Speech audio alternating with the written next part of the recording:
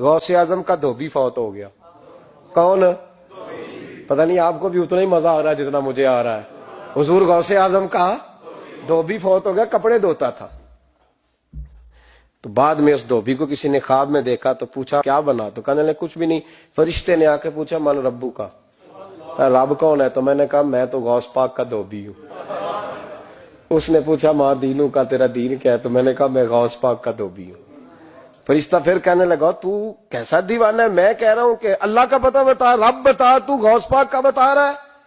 کہتے 2-3 دفعہ کہا. جاگ رہے ہو آپ لوگ؟ 2-3 دفعہ کہا. وہ بار بار یہی کہتا کہ میں غوث پاک کا، میں غوث اعظم کا دھوبی ہوں. کہتے ہیں حضور غوث اعظم اس کی قبر میں تشریف لائے. قبر میری تے میرے اپیرا جے کر پاویں پھیرا. قبر میری تے میرے اپیرا جے کر پاویں پھیرا. قبر دے وچوں ہڈیاں اٹھ کے مجرا کر سن تیرا.